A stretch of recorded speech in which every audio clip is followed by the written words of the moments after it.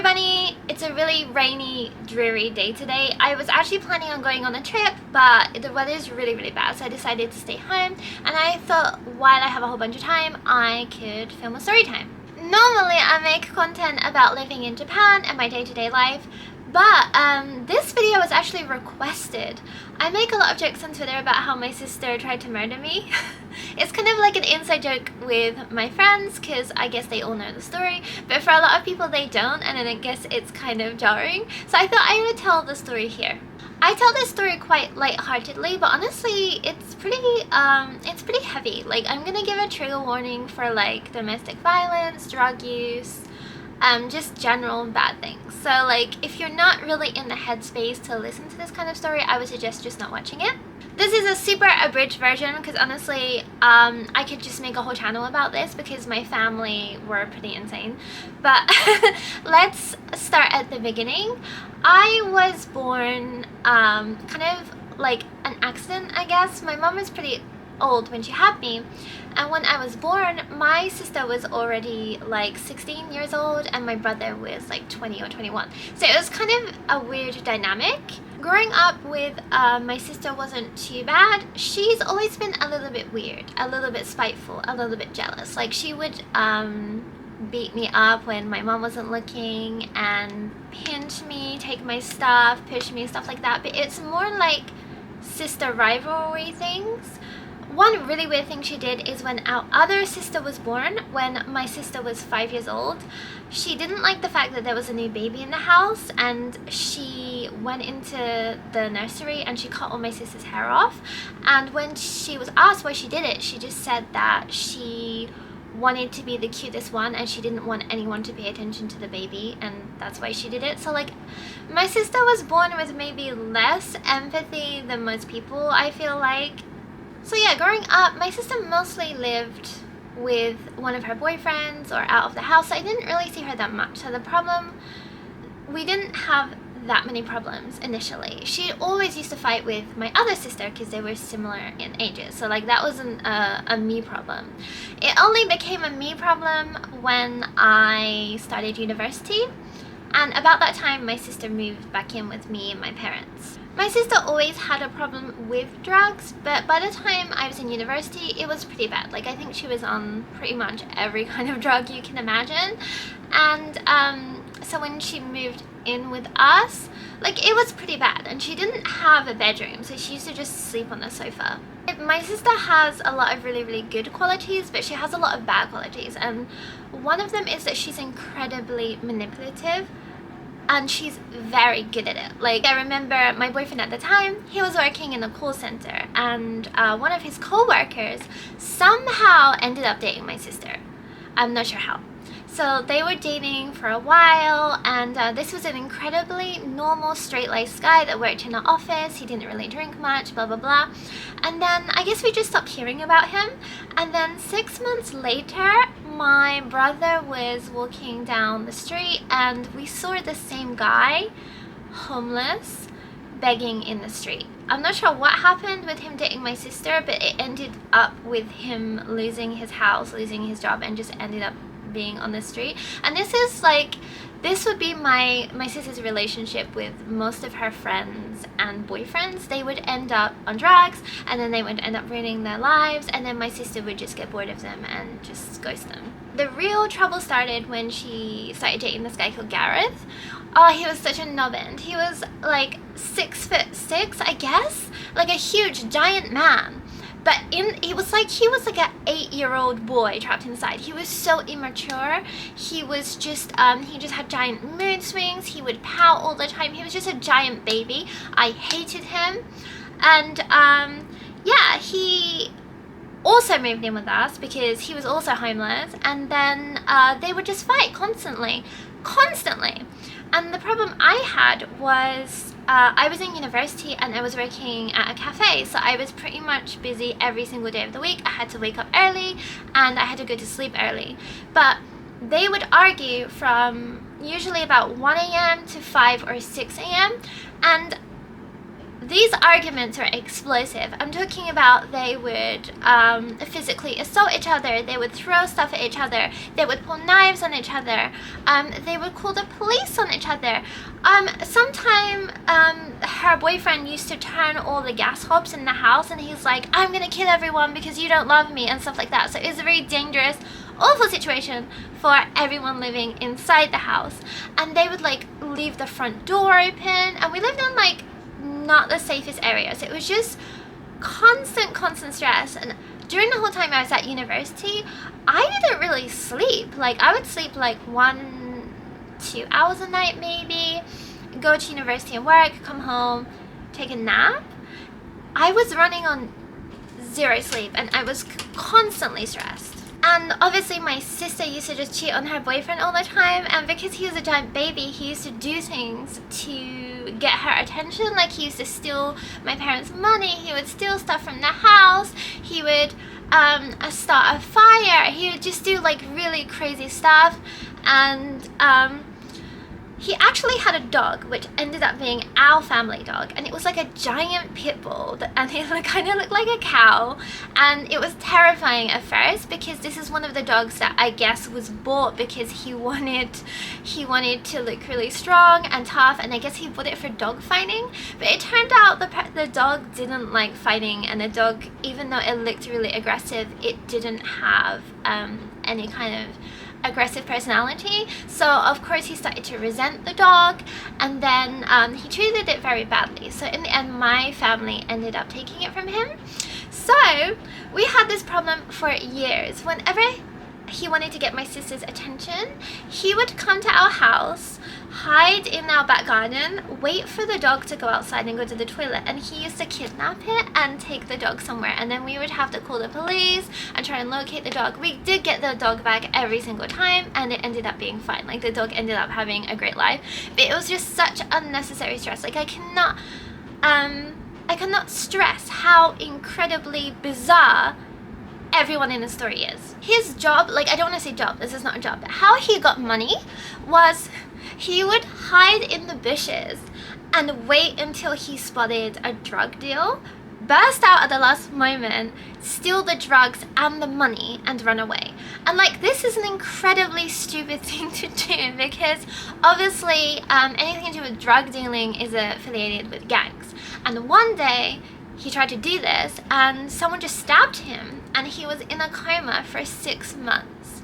And he immediately woke up from his coma, went outside, tried to rob another drug dealer, and he got stabbed again. Like this guy is not the smartest guy in the world. Like he is very much a few sandwiches short of a picnic. The whole 3 years I was in university, I had to deal with these people in my house, constantly fighting, and they were just really impossible to reason with and incredibly aggressive. And I guess the first 2 years of university, it was just my sister and her boyfriend fighting, so it wasn't like that bad because at least my sister's aggression was focused on him. Because my sister has always been a very aggressive person, like she has always had kind of like a lot of violence, and she needs that to be directed at someone. And originally it used to be my other sister, and I guess it passed on to whoever she was dating. But then some point during me being at university, I think it was in the last year, her and her boyfriend broke up, I guess. And I'm not sure exactly what happened, but I know in the end the government gave him a new apartment to live in, and he just set fire to it and jumped out the window, and then I think he ended up getting committed. So like that's where he's at now. And like this guy is incredibly awful, but I really think that if he hadn't dated my sister, probably his circumstances would have been probably a little bit better. Like not great, but better. So yeah, she ended up being single for the last year that I was at university, and she didn't have anywhere to channel this anger that's in her, so she ended up channeling it at me. And particularly the last year I was at university, I noticed that her drug use got way worse. when she wasn't high, like me and her could get on and like have conversations, but when she had been taking drugs, she was just impossible to reason with. Like, it was ridiculous. And I think I mentioned before that, but like the police were called to my house quite a lot of times, like, and then she would attack my mom or she would attack my dad, who were, you know, like elderly, so they would call the police on her. And I remember her being so high one time that like 5 adult police officers were trying to hold her down, and they just couldn't hold her down because she was just in such a rage. And she would sometimes get thrown in jail for the night, but she never really got sentenced for anything. And it was in that year I remember that my dad and her went to the shop to get something, and this was at night, and a girl said something to her in the shop that she didn't like, and she beat the girl almost to death. And I remember the police came to our house at that time, but ultimately like nothing happened to her. I think they threw her in jail for like the night, but she would do all these horrible things, but she was very good at talking her way out of it. She has always been kind of like malicious, and she would do quite spiteful things, but it kind of escalated, I guess, the last 6 months that I was in England. It started off kind of like almost innocently. Like, I remember I bought blonde hair dye and she bought black hair dye, because she has dark hair, I have light hair, and she switched the bottles, so it ended up that I had really dark hair and she had really bright hair. And that's the thing, like a lot of the things she would do, because she's such a character, my family would think that they were almost funny, and my family also thought this was really, really funny, and they didn't really scold her for it, but then it completely ruined my hair, and then I had to spend a lot of time, effort and money fixing it. And like, she would steal stuff from me constantly, like makeup, deodorant, clothes, and just like leave them at people's houses. And again, like, my family thought it was kind of amusing in a way, but I was working part-time at a cafe and I didn't have any money, so like I was constantly using my money just to replace stuff that she took, so I was already really, really stressed. Because she was taking my stuff, it would end in a fight, and we had quite a lot of big fights. She would just randomly attack me sometimes. If I said the wrong thing to her, she would attack me, and she would try to strangle me and stuff like that. And I would, luckily for me, I'm bigger than her, so I could normally fight her off, but particularly if she's been on drugs, it was really, really hard. And my dad would normally grab her and kick her out. We had a couple of big fights. One of the more aggressive ones, I honestly thought that I was gonna die, but my parents kicked her out of the house. And every time this would happen, my parents would say, oh, like, I'm really, really sorry, and we'll make sure she won't come back, like, this is unacceptable. But then the next day she would manage to come back, because she would sweet talk her way in and say that she felt really bad, blah blah blah blah blah. And every time my parents would kind of believe her and let her back in, because my parents are also a little bit scared of her, because they also had a lot of her violence directed at them. And I remember we had this one fight which was kind of amusing, I guess. I remember it was at the top of the stairwell, and we lived in like kind of like an old Victorian house with floorboards, and they had little gaps in them.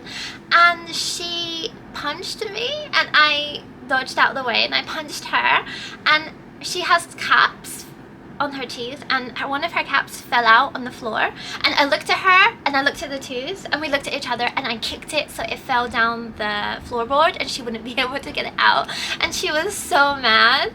And yeah, I think that I still like laugh about that. I thought that was really, really funny. But when I retell this story to people, they don't find it funny, they're like concerned.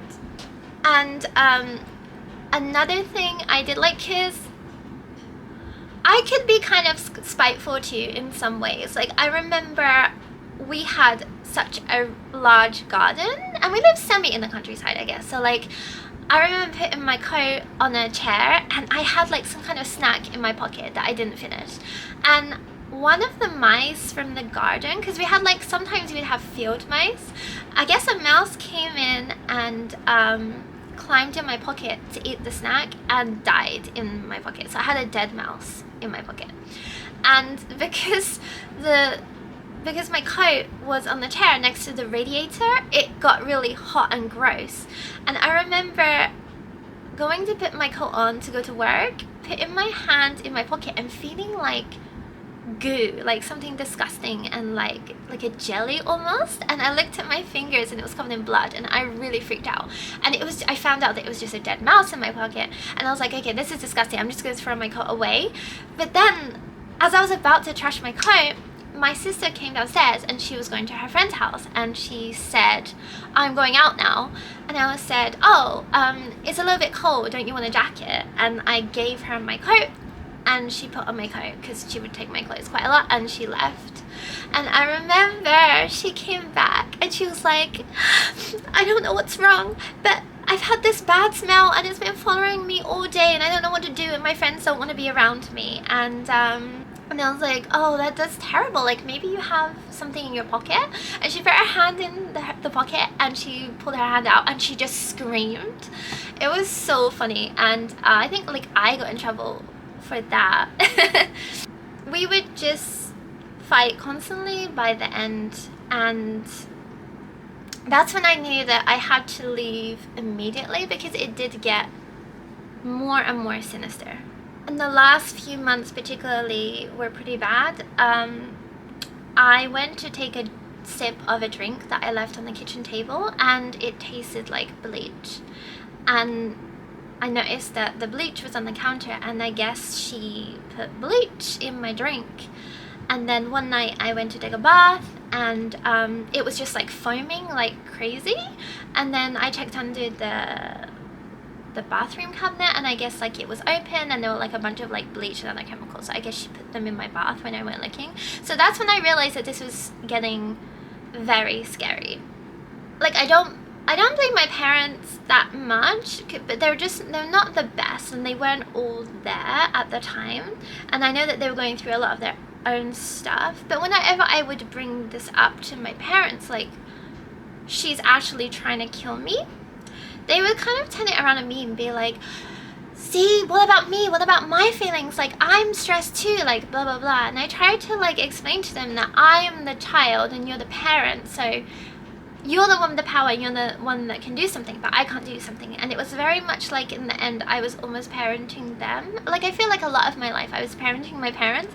But, yeah, it was just, like, I realized that if I stayed living in that house with my family, then I was gonna end up dead. Like, it wasn't a great situation. And then the last few things that happened, which were kind of the worst things that happened, were my sister used to randomly run to the kitchen and get a kitchen knife, and then she would run up the stairs and say that she was gonna stab me. And this happened quite frequently, to the point where on my bedroom door I had a lock inside and outside. And it was really embarrassing because, like, sometimes if I had someone over, they would ask why I had a lock on the inside of my door. Like, isn't that weird? Like, you're trying to keep something out. And I don't want to say like my sister tries to kill me all the time. I was very embarrassed about it. Like, even though I don't really like talking about it, it's just like a strange situation. I think most people wouldn't understand it. But yeah, I had to keep my door locked. My parents put the lock on the door so that I would be able to lock her out if she tried to stab me, but I'm just like, it should never have got to that point. And then she was pretty bad at that time. She went through like a pretty bad depressive episode, and she was on a lot of drugs. And I remember for like a few nights in a row, I had my door locked when I went to bed, and she would just sit outside my door and scratch on my door and whisper through my door and say that she was going to kill me and she was going to stab me and she was going to break my neck and all this kind of stuff for hours. Like, it was, she's very, she's already quite mentally ill, and then when you mix that with drugs, it was like she would be able to do this for hours. So I honestly, the last couple of months in particular that I was in England, I just didn't sleep because I was honestly terrified. And then I remember one night I woke up and I just heard like scratching, and I didn't know what it was. And I called out if someone was there, like, I thought maybe it was a dog or something, but no one answered, but I just heard a scratching. And I unlocked my door, I opened it, and everything was black, and I saw like a figure in the corner of the stairs just making this kind of motion. And I called out to my sister to see if she could hear me, but it's like she couldn't hear me, like she wasn't there.